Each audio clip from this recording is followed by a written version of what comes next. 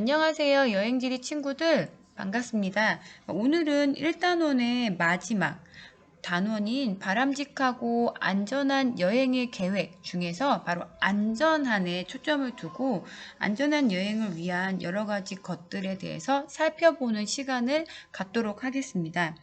우리가 여행 계획을 세울 때 즐거움을 잡고 거기에 친환경이라든가 공정여행처럼 의미까지 잡을 수 있다면 정말 완벽한 여행이 되겠지만 그 완벽한 여행을 가능하게 하는 그 기본 바탕에는 바로 안전이라는 게 깔려 있어야 되거든요. 그래서 안전한 여행을 위해 우리가 생각해야 될 것들에 대해서 살펴보는 시간을 갖도록 하겠습니다. 시작합니다. 교과서에 해외 안전 여행을 위한 10계명이라는 게 있어서 이것을 가지고 한번 가볍게 생각해 보면 좋을 것 같아요. 첫 번째, 소매치기 입장에서 생각해 보라. 무슨 말인지 아시죠? 우리나라는 소매치기를 당하기가 쉽지 않잖아요. 유튜브나 이런 거 보면 외국인들이 놀라는 것 중에 하나가 카페에다가 테이블에다가 노트북이나 휴대폰이나 지갑을 얹어놓고 잠깐 자리를 비워도 그게 계속 있다라는 거에 대해서 굉장히 놀라는 외국인들이 많더라고요. 우리는 그게 되게 당연하게 여기는 건데 실제로 이제 외국 여행을 가보면 내 물건은 내가 지켜야 되고, 그 다음에 한시도 눈을 떼서는 안 되는 그런 항상 긴장하는 그런 부분들이 있거든요. 그래서 그 소매치기 입장에서 생각해 보라라고 하는 거는 지금 우리나라의 상황이 아니라 이제 외국 같은 경우에 소매치기들이 어떤 경우를 노릴지를 생각해 보면 그런 경우를 안 만들면 되는 거니까 그래서 그런 말이 아닐까라는 생각이 들어요. 최고의 소매치기 방지법은 거짓골이다. 이 소매치기들도 있어 보이는 사람을 알거든요. 돈이 있어 보이는 사람한테 소매치기가 꼬이기 마련이니까 소매치기를 방지하는 방법은 거짓골인 거는 분명한 것 같아요. 하지만 모처럼 간 여행에 거짓골로 다닐 수는 없잖아요. 그죠? 여기에서 우리가 생각해 봐야 되는 거는 보면은 사람이 많은 지하철이나 관광지에서는 가방을 앞으로 매기. 좀 생소할지 모르겠지만 유럽에서는 이런 말들이 있어요. 유럽에서는 가방을 뒤로 매면 남의 것, 가방을 옆으로 매면 우리 것, 가방을 앞으로 매면 내 것. 이런 표현이 있거든요. 그만큼 소매치기가 많기 때문에 내 물건은 항상 내가 지키는 게 필요하죠. 그래서 저도 그렇고 우리나라 많은 여행객들이 그렇겠지만 요즘에는 이렇게 앞으로 매는 가방들을 통해서 여기다가 중요 물품들을 넣어 놓고 항상 내 눈앞에서 보이는 범위 내에서 저는 그 물건들을 지키는 그런 노력이 필요하다라고 생각이 듭니다. 두 번째는 외투 겉주머니에는 물건 넣지 않기. 진짜 잘 빼가거든요. 그 다음에 세 번째, 낯선 사람이 말을 걸면 일단은 의심하자. 좀, 어떻게 보면 호의를 베푸는 사람들도 있기 때문에 그런 면에서는 이런 분들이 좀 억울할 수 있겠지만 우리 같은 여행자들 입장에서는 이 사람이 왜 갑자기 나에게? 라고 한번 의심은 해보고 이제는 시작을 해야 되지 않을까라는 생각이 들어요. 그 다음에 지하철 문 앞, 횡단보도 앞에서는 스마트폰 사용하지 않기라고 되어 있는데 저도 그렇고 외국 나가면 스마트폰을 손에서 뗄 수가 없어요. 길을 찾아야 되고 검색을 해야 되기 때문에. 근데 지하철 문 앞이나 횡단보도 앞이 위험한 이유는 그 신호가 바뀌었을 때 신호가 바뀜과 동시에 그 휴대폰을 낚아채서 가기도 하고 그다음에 지하철 문이 닫히는 그 찰나에 휴대폰을 낚아채기도 하기 때문에 그런 순간을 만들지 않는 것도 미리미리 우리가 예방해야 되는 부분이에요. 그래서 이런 부분들을 조심해 주시면 좋을 것 같습니다. 저도 유럽 여행 갔을 때 제일 신경 썼던 게 바로 소매치기 방지하기 위한 그런 물품을 사는 거였어요. 그래서 제가 했던 방법들인데 가방은 요즘에 되게 잘 나와. 예전에는 그런 가방이 별로 없었기 때문에 스스로가 이제 자물쇠를 사고 그다음에 이중 잠금 장치를 하고 이렇게 했는데 요즘에는 이런 가방들이 많이 나와서 이쁘고 그다음에 안전한 그런 가방들 단 조금 비싸요. 그래서 이런 가방들을 사용을 하면 값을 좀 조금 지불하더라도 내 물건을 안전하게 지킬 수 있으니까요. 그런 거 한번 고려해 보시면 좋을 것 같고요. 그 다음에 제가 유럽 여행 갔을 때 항상 이렇게 하고 다녔거든요. 이렇게 저는 줄은 아니고 이렇게 링을 이용했는데 이렇게 손목에다가 저는 그 링이나 어떤 고리를 매고 그 다음에 이걸 휴대폰과 연결해서 한시도 이 휴대폰이 내 손에서 벗어나지 않도록 이런 것도 굉장히 필요한 예방법 중에 하나겠죠. 그죠? 두 번째, 가짜 경찰이 많으니 불심 검문에 당황하지 말라. 갑자기 외국인이 잘 알아듣지도 못하는 외국어로 말을 걸어와요. 근데 심지어 경찰 옷까지 입고 있어. 헉, 완전 쫄잖아요. 그럴 때 조금 의심을 해보세요. 내가 특별히 뭔가 잘못한 게 아니라면 이 사람이 왜 나에게 왔을까라고 의심을 한번 해보고 실제 오스트리아에서도 이런 일이 있었는데 이탈리아에서도 그렇고 경찰 제복을 입었다고 해서 다 경찰은 아니거든요. 일종의 연기자라고 생각을 하고 내가 어떤 특이점이 없다면 조금 무조건 이제 옷을 입었다고 권위에 눌리지 말고 의심을 해보는 것도 필요합니다. 그 다음에 세 번째, 모르는 사람의 짐을 운반해 달라는 부탁은 거절하라.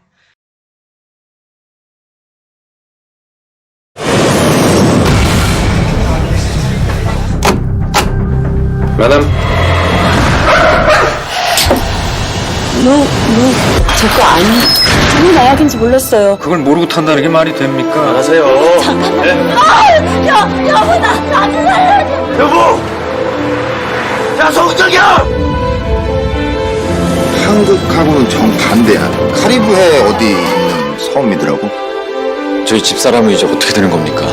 아니, 널 일일이 저희가 어떻게 다 알아요? 얘가 엄마도 없이 지금 지낸 지 6개월이 넘었어.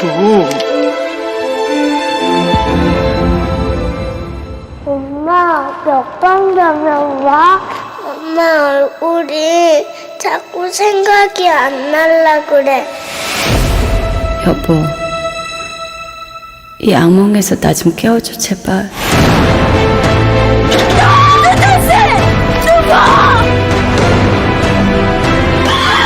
Ask for translator to your embassy. Okay? 한 번만 확인해달라고 몇 번을 부탁했습니까? 그렇게 불만이면 프랑스 법원에 항의하세요. 자꾸 여기다 그러지 마시고. 죽었는지 살았는지 그 확인하는 게 그렇게 어려운 거냐고!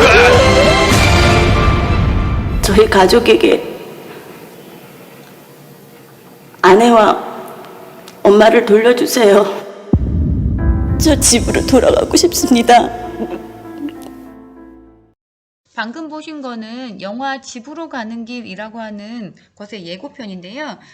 이 내용을 좀 아시는지 모르겠는데 실제 2004년에 있었던 장미정 씨 사건을 토대로 한 영화입니다. 이 장미정 씨는 남편 친구에게 부탁을 받아요. 원석을, 그러니까 여기서는 금강석 같은 돌멩인데 원석을 운반해주면 그러면 이제는 그 살해를 하겠다라고 하는 제안을 받고 생활고에 시달리던 장미정 씨가 이제 이 원석을 운반하는 일을 하게 되는데요. 그러던 중에 프랑스의 오를리 공항에서 이제는 이 주부가 이제 검문에 걸리게 되는데 나중에 그 트렁크를 열어봤더니 원석이라고 알고 있던 것이 원석이 아니라 마약이었던 거죠. 그래서 마약범으로 오해를 받아서 프랑스령의 마르티니크라고 하는 대서양에 있는 조그마한 섬에 있는 교도소에서 2년간 억류되어 있던 실화를 바탕으로 한 그런 영화입니다. 여기서 장미정 씨는 뭐 남편의 지인의 이제는 부탁을 받은 거긴 하지만 혹시라도 공항에서 누군가가 이거를 가지고 잠깐만 저기 검색대를 지나가 주세요라든가 뭔가 부탁을 한다면 절대 들어주시면 안 돼요. 알겠죠? 그 다음에 네 번째, 여권이나 지갑을 분실했을 때에는 외국에 있는 한국 기관에 도움을 요청하라. 라는 거. 그래서 아까처럼 소매치기한테 지갑을 털렸어. 가방을 털렸어. 근데 나는 지금 현재 돈이 한 푼도 없어. 여기는 이국 만리 외국 땅인데 도와줄 사람도 아무도 없어. 그러면 누가 있을까요? 바로 우리나라의 대사관이나 아니면 공관들이 있으니까 거기에 도움을 요청하시면 되는 거예요. 그래서 급하게 현금이 필요하다면 외교부에서 제공하는 신속 해외 송금 서비스를 활용하시면 되는데요. 최대 3,000달러. 3,000달러면 지금 환율로 하면 한 370만 원 정도 되는데 그 정도의 돈까지 송금을 받을 수가 있다고 하니까 그러면 당장에 이제 급하고 위기 상황을 조금은 모면할 수 있지 않을까. 그 3,000달러는 당연히 갚아야 되는 거예요. 그죠? 근데 여튼 그 어려운 상황에서 그게 굉장히 필요하게 쓰일 수 있기 때문에 이런 서비스를 이용해 보는 것도 있고요.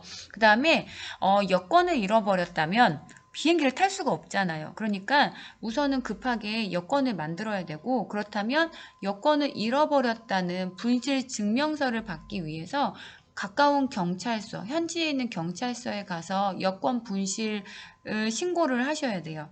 그런 다음에 거기서 이제 분실 증명서를 주면 그 현지에 있는 제외 공간으로 가서 분실 증명서와 사진 2장, 그 다음에 뭐 여권 번호, 여권 발행일 같은 것들을 이렇게 서류를 작성해서 주면 이제는 여권 을 다시 발급받을 수가 있어요. 그렇기 때문에 여러분이 물론 여권을 분실하지 않기 위해서 정말 노력은 하겠지만 만약의 경우 그럴 경우를 대비해서 여러분은 항상 떠나기 전에 여권 복사본을 가지고 계셔야 되고요. 그 다음에 사진 2장을 챙겨 가셔요. 그래서 만약의 경우에 여권을 다시 재발급 받을 수 있는 그런 준비를 하셔야 될 것 같습니다. 그 다음에 5번째, 여행 중 위험한 행동은 스스로 삼가하라. 당연한 건데 의외로 그러지 못한 일들이 벌어지거든요. 혹시 이 사건에 대해서 아세요? 한인 여행객이 미국의 그랜드 캐니언에서 추락해서 중태다라는 그 소식이 작년 초에 전해졌는데 이 캐나다에서 유학하고 있던 학생이 한국으로 돌아오기 직전에 그랜드 캐니언에 방문을 한 거예요. 그랜드 캐니언 그 관광 상품을 이용해서 그곳의 관광지를 방문했는데 거기에서 이제는 절벽에서 추락해가지고 골절과 그다음에 뇌 손상으로 의식을 찾지 못한 상태였나 봐요. 그래서 이제는 현지 병원에서 치료를 받았는데 이제는 그때 좀 논란이 됐던 거는 뭐냐면 처음에는 굉장히 안타깝게 이 소식을 접했는데 이게 조금 논란이 됐던 거는 그 현지 병원에서 치료받고 있던 환자를 다시 우리나라로 이제 데리고 와야 되잖아요. 근데 그 미국은 병원비가 워낙 비싸기 때문에 그 미국에서 치료하는 데 들어간 병원비와 그 다음에 그 거동을 못하는 환자를 수송하는 데 있어서의 어떤 그 비행기라든가 그런 서비스에 대한 모든 총액이 한 10억 정도가 들었나 봐요. 그래서 이 학생의 아버지가 청와대 국민청원에다가 이런 글을 올리게 돼요. 25살 대한민국의 청년을 도와주세요 라고. 이거에 대해서 이제 사람들은 뭐라고 했냐면 너무너무 안타까운 사실인 거는 맞는데 근데 이 사람이 뭐 우리나라 이제 나라를 위해서 큰 일을 하다가 사고를 당한 것도 아니고 그리고 어떤 공무상의 이유가 아니라 개인적인 여행 중에 다쳤는데 여기에 국민의 세금을 써야 되느냐에 대해서 갑론을박이 벌어졌어요. 그래도 나라가 있기 때문에 그 국민을 보호하는 건 국가의 의무다라고 주장하는 사람들도 있었고 아니다. 이런 데다 돈을 쓰라고 세금을 내는 게 아니다라고 하는 사람들이 있었고 갑론을박이 벌어지던 가운데 결국에 이제 청와대에서는 이거에 대해서 거절 의사를 밝혔고요. 그래서 실제 이 학생이 한국에서 재학했던 대학교의 동문들이 돈을 모으고 그다음에 대한항공에서 이제는 지원을 해가지고 이 학생이 다시 고국으로 돌아올 수 있게 되었고 지금 현재는 치료를 해서 의식도 회복했다고 이야기를 하더라고요. 근데 이 학생이 왜 떨어졌는지에 대해서는 자세하지는 않지만 여기에 보면 이 지역이 이 학생이 떨어진 그 지역이 포인트가 굉장히 사고가 많이 나는 곳인가 봐요. 얼마 전에도 저는 뭐 17살 학생이 떨어져 죽기도 하고 이랬던 곳인데 목격자에 따르면 박 씨가 바위 쪽으로 걸어가다가 추락을 했다라고 이야기를 하더라고요. 사고가 빈번한 지점에서 우리가 이제는 여행지에 가면 셀카를 찍잖아요. 더 멋있는 사진을 얻기 위해서 조금 더 위험을 감수할 수 있지만 그런 위험을 감수하는 행동은 스스로가 자제해 주는 게 안전 여행의 첫 번째가 아닐까라는 생각이 들어요. 그래서 이런 사건에 대해서 여러분이 좀 알아두시고 좀 경각심을 가져주셨으면 좋겠습니다. 그 다음에 6번째, 상비약을 준비하라. 여행 갈 때 우리 옷만 챙기고 그런 돈 챙기고 이런 것뿐만 아니라 중요한 거는 비상시를 대비해야 되기 때문에 상비약을 준비하는 거예요. 상비약에는 보통 어떤 것들이 있을까요? 첫 번째, 소화제예요. 그죠? 거기에는 이제는 뭐 시차라든가 기온 변화에 의해서 우리 몸 상태가 정상이 아니기 때문에 그런 상태에서 어떤 음식을 먹었을 때 낯선 음식에 대해서 우리 몸에서 이상 반응을 일으킬 수가 있거든요. 그래서 이제 소화제를 준비해 가야 되는 거. 그다음에 두 번째, 진통제도 준비해 가세요. 뭐 예를 들면 타이레놀이라든가 뭐 그런 거 있잖아요. 그런 진통제도 준비해 가시는데 사람마다 진통제가 듣는 게 좀 다르더라고요. 그래서 평소에 내가 어떤 진통제가 잘 듣는지를 좀 관찰을 하고 그런 진통제를 준비해 가면 좋을 것 같고요. 그리고 제가 여행 갈 때 꼭 챙겨가는 것 중에 하나가 뭐냐면 정로환이라고 하는 약인데요. 이 약은 우리가 여행을 가면 이제 새로운 환경에 적응하는 데 있어서 어떤 것도 있냐면 그러니까 물갈이라는 게 있거든요. 그래서 물갈이라는 게 있어서 뭐 이렇게 우리가 보통 먹던 물과 다른 나라마다 물이 조금씩 달라요. 예를 들면 중국 같은 경우에는 물속에 뭐가 있냐면 석회석이 되게 많아가지고 수돗물인데 물을 만지면 되게 미끈덕미끈덕 하거든요. 그래서 그런 것들을 이렇게 먹었을 때, 마셨을 때 예민한 사람들은 이게 탈이 날 수가 있고, 그 다음에 또 저기 동남아시아 같은 더운 나라에 갔을 때 저는 조금 상한 그런 음식을 먹어서 식중독이 일어날 수도 있기 때문에 그런 거에 따른 어떤 배탈이나 설사 에 있어서 이 정로환이라는 약이 완전히 잘 듣거든요. 그래서 그런 부분에 있어서 저는 항상 여행 갈 때마다 챙겨가는 약이 바로 이 약이에요. 약선전은 절대 아니에요. 그다음에 세 번째, 종합 감기약 또 이제는 가져가시면 좋을 것 같고요. 그다음에 네 번째, 해열제. 그다음에 혹시 아이가 있다면 체온계.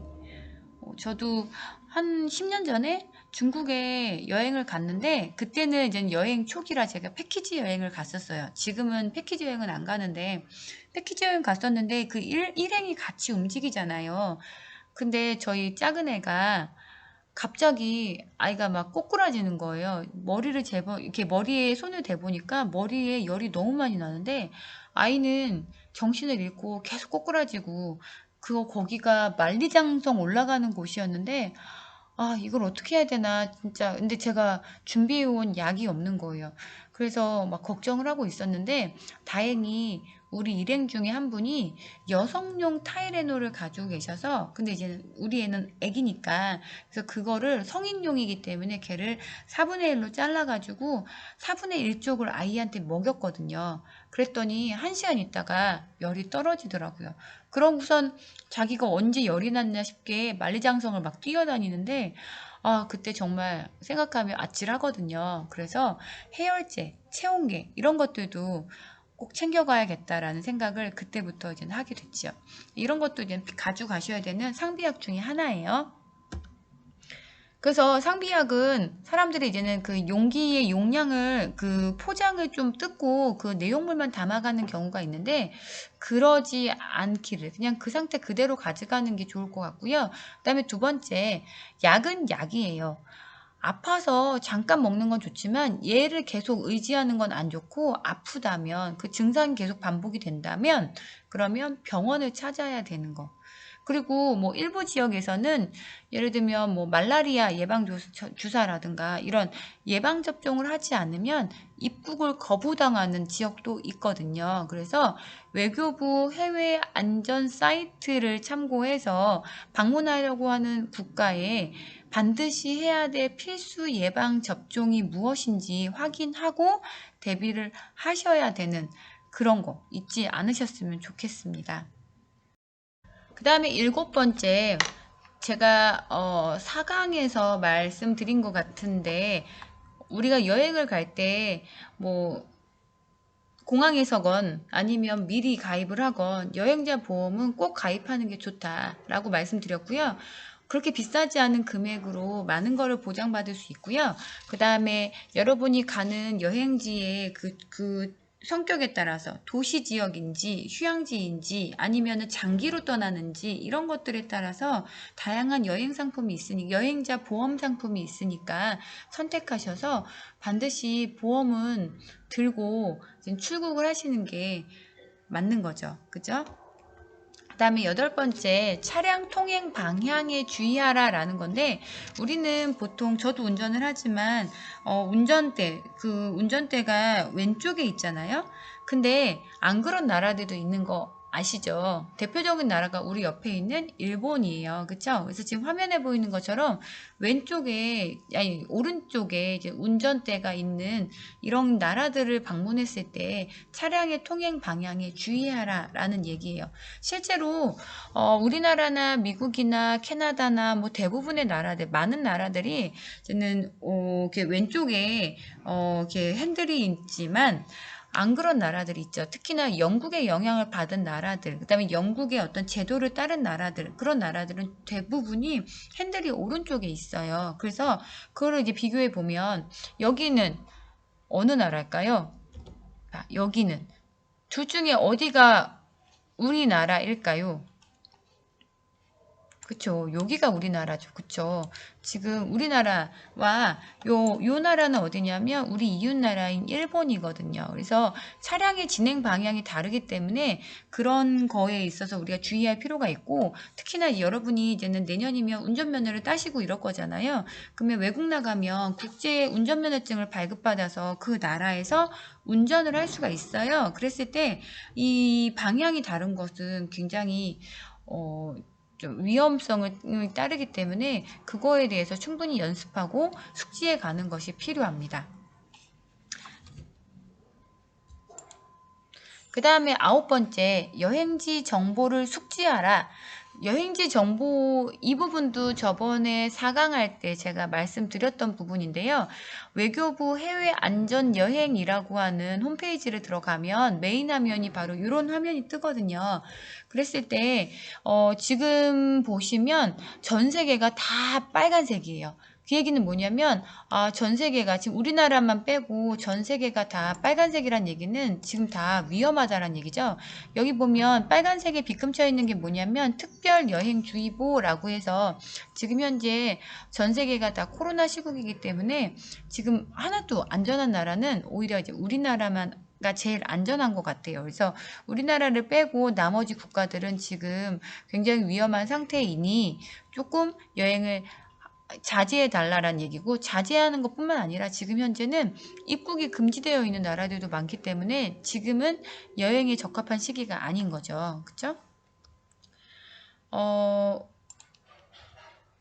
보통은 방금은 코로나 시국이라 전 세계가 다 빨겠지만 사실 보통은 이 해외 안전여행 그 홈페이지에 들어가면 이런 화면들이 더 많이 보일 거예요.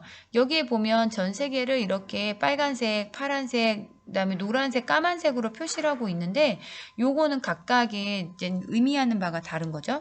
파란색 같은 경우는 남색 경보라고 해서 여기 여행 가도 되는데 너 조금 조심해야 돼 라고 하는 곳이에요. 그죠? 거기에 비해서 노란색으로 하는 거는 황색 경보라고 해서 너 꼭 여기 가야 됐니? 여기 좀 위험한데? 이런 거고요. 그 다음에 빨간색은 안 갔으면 좋겠네 라고 해서 가급적 여행을 취소하기를 이제 권유하는 곳이고, 까만색으로 된 곳은 테러라든가 이런 것들 때문에 여행이 금지되어 있는, 그래서 여기에 만약에 있을 경우에는 즉시 대피할 것이고, 여기는 절대 여행을 허가해 주지 않는 그런 곳이고요. 그리고 아까 코로나 상황 같은 경우에 단기적으로 위험이 발생했을 경우에는 이런 식으로 빨간색의 빗금을 쳐서 이제는 주의를 내리고 있는 곳이기 때문에 이 나라별로 내가 가려고 하는 나라가 어떤 색깔인지 보고 그거에 따라서 이제는 파란색의 경우는 내가 조심하면 될 수도 있지만, 노란색이나 빨간색이나 까만색으로 표시가 되어 있을 때는 정말 가야 되는 거 아니고서는 가지 않는 게 안전하다고 생각이 듭니다. 그 다음에 여행지에 대한 정보를 아는 것도 중요한데, 저번에 말씀드린 것처럼 우리나라와 문화가 다르기 때문에 우리나라에서는 아무렇지도 않게 한 행동들이 그 나라에서는 정말 금기시되는 경우가 있어요. 그래서 그 나라에서 금기시하는 게 뭔지를 좀 알고 가면 훨씬 더 안전한 그런 여행을 하실 수 있을 겁니다. 그래서 머리를 쓰다듬는 거라든가 왼손을 사용하는 게 실례라는 거는 그때 말씀드렸고, 그다음에 성직자라든가 종교시설이나 아니면 이슬람의 여성들을 촬영하는 것도 안 되고, 그리고 국왕의 사진을 보면 손가락질을 한다든가 아니면 껌을 씹는다든가 아니면 어떤 모스크라든가 성당이나 아니면 사원에 들어갈 때 반바지, 맨발, 민소매 이런 거는 절대 안 된다는 거. 그런 정도의 그 정보는 가지고 가셔야 이제 안전한 여행이 보장이 되는 거라고 생각하시면 돼요. 그 다음에 인문환경뿐만 아니라 이제 자연환경에 대한 것도 그때 말씀드렸고요. 그 지역이, 내가 가는 지역이 높이가 높은지 아니면 여기가 사막인지 아니면 정글인지 이런 부분에 대해서 고민을 해보고 정보를 찾아보고 충분하게 대비가 된 상태에서 여행을 떠나야 된다는 것도 꼭 강조드리고 싶어요. 10번째, 의사소통 대비책을 세워라. 우리가 초등학교 때부터 쭉 영어를 배우고 있고, 그 다음에 영어는 글로벌한 언어니까 어느 정도는 의사소통이 된다라고 자신을 하고 외국에 나갈지 모르겠지만, 실제로 영어가 통하지 않는 그런 나라들이 많거든요. 저는 올해 러시아 여행을 계획하면서 러시아어가 알파벳하고 생긴 것도 되게 다르고, 그리고 적어도 내가 읽을 줄은 알아야 이제는 지도를 보고 찾아갈 수가 있으니까, 그래서 여행을 가기 전에 기초 러시아어 코스가 하루 3시간짜리가 있어서 그거를 듣고 갈 생각이었어요. 그래서 그런 언어를 조금 알고 간다면 그 나라에서 어떤 그런 기본적인 문제는 해결하는 데 도움이 되지 않을까라는 생각이 들고요. 그리고 우리가 예능 프로나 이런 데 보면 외국인들이 나와서 안녕하세요 라고 감사합니다 라고 한국말로 이야기할 때 좀 더 친근감이 느껴지잖아요. 그렇기 때문에 우리도 그 여행 가는 나라의 간단한 인사말 정도, 안녕하세요, 감사합니다 정도는 알고 가는 게 예의라고 생각을 해요. 예를 들면 봉주르 어딜까요? 프랑스, 그 다음에 곤니치와 일본, 그 다음에 나마스테 인도, 그다음 니하오 중국, 이런 거 있잖아. 올라, 이거는 뭐 스페인어권에 있는, 거기서 조금 더 나아가면 뭐 뚜에스 보니타, 당신 정말 아름답군요, 뭐 이런 거 있잖아요. 그런 말들을 조금 적재적소를 쓸 수 있으면 조금 더 이렇게 유쾌한 여행이 되지 않을까, 이런 생각이 듭니다. 2번째, 언어가 안 될 때는 우리의 가장 큰 무기는 바디랭귀지가 있잖아요. 그래서 바디랭귀지나 아니면 그림을 가지고 이제 표현을 하면 쉽게 의사소통이 될 수도 있거든요. 그래서 종이와 펜을 들고 다니는 것도 추천드리고요. 그 다음에 3번째, 잘 들으려고 노력하시고, 그 다음에 어떤 문장을 구사하려기보다는 단어를 이렇게 또박또박 이야기해 주는 게 오히려 상황을 좀 더 잘 설명할 수 있다라는 거 기억하시고, 네 번째, 요즘에 스마트폰 있잖아요. 번역 앱을 사용하면 어느 정도는 소통이 가능하다고 합니다. 그래서 그런 것들을 이용해서 의사소통을 하게 되면 어려운 상황에서도 누군가의 도움을 받고 그 어려움을 헤쳐나갈 수 있을 거라는 그런 확신이 들어요. 그리고 그게 안 되는 경우에는 영사 콜센터라는 게 있어요. 그래서 여기다 전화를 하면 3자 통역 서비스를 제공해 주기 때문에 우리가 조금 더 심각한 상황이나 어려움에 처했을 때 전문적인 도움을 받을 수가 있고요. 그 다음에 외교부에서 제공하는 해외 안전 여행 앱이 있어요. 그래서 그거를 깔고 가시면 어려울 때 검색해서 도움을 받을 수 있다고 합니다. 제가 여태까지는 계속 해외여행을 위주로 말씀드렸는데, 국내 여행을 할 때도 도움이 되는 앱이 있다고 해서 블로그에서 한번 캡처해 왔어요. 첫 번째는 뭐냐면, 우리가 이제는 국내 여행을 갈 때, 그 기차를 많이 이용을 하게 되는데, 기차표를 예약하는 그런 코레일톡이라고 하는 앱도 있고요. 그 다음에 기차 말고 이제는 어떤 지역에 가서, 예를 들면 KTX를 타고 왔어? 근데 그 역에서부터는 다시 또 이제는 뭔가 그 자동차가 필요한데, 그때 렌트할 수 있게 쉽게 카를 쉐어할 수 있는 방법이 쏘카라고 하는 앱도 있다고 해요. 그래서 이걸 통해서 내가 대중교통이 불편한 곳에 간다거나 아니면 차를 빌려야 할 때, 그럴 때 활용할 수 있고요. 그 다음에 고속버스 모바일이라고 하는 앱도 있어서 고속버스를 예매하고 결제하고 이런 것까지 시간을 알아보고 이런 부분에 대한 서비스를 받을 수가 있고, 그 다음에 여행을 갈 때 가면 당일치기 여행도 있지만 보통은 숙박을 하고 오게 되잖아요. 그랬을 때 이런 펜션과 관련된 어플도 있고, 그 다음에 트라비 포켓이라고 해서 내가 이제 여행 경비 돈 관리해주는 그런 앱도 있다고 하더라고요. 그래서 이런 것들을 잘 사용을 하면 굉장히 유용하게, 편안하게, 그렇게 안전하게 여행을 갈 수도 있다라는 거 기억을 좀 해주셨으면 좋겠습니다. 지금은 여행이 코로나 때문에 멀게 느껴지죠. 그리고 여러분은 또 고3이기 때문에 여행이 사치스럽게 느껴질 수도 있고요. 하지만 우리는 여행을 계속 하게 될 거잖아요. 여행지리에서는 지금껏 여러 가지 해외 사례들을 가지고 계속 얘기를 하고 있지만, 사실은 여러분들이 살고 있는 일상의 공간에서 약간만 벗어나는 거, 예를 들면 3본에서 안양으로, 3본에서 서울로 이렇게 떠나는 것도 여행일 수 있고요. 심지어 그냥 아무 생각 없이 매일 걷던 길이나 아니면 학원에서 집으로 돌아오는 길, 그런 길들이 어느 날 새삼스럽게 낯설게 새롭게 느껴질 때도 있거든요. 그게 바로 일종의 여행이라고 생각을 하시면 될 것 같아요. 그래서 여행은 삶이고 삶은 여행이다 라는 말이 있잖아요. 여행이 그렇게 막 거창하고 대단한 것은 아니라고 생각을 해요. 여행에서 가장 중요한 거는 얼마나 멀리 떠나냐가 중요한 게 아니라 얼마나 일상으로부터 벗어나냐가 중요한 것 같고, 그랬을 때 이런 것들을 위해서 일상 속에서 익숙한 것들을 낯설게 바라보려는 노력이 필요하고, 그랬을 때 일상의 것들이 조금 더 낯설게 느껴진다면 그게 바로 여행의 시작이 아닐까 라는 저는 생각을 가지고 있습니다. 근데 저와 비슷한 생각을 가지신 그 지리학자분이 계셔서 그 글을 소개하는 걸로 오늘 시간에 마무리하려고 합니다. 한번 같이 읽어볼게요. 멀리 갈 필요 없이 가까이서 오늘의 일상에서 오감의 안테나를 세워보자.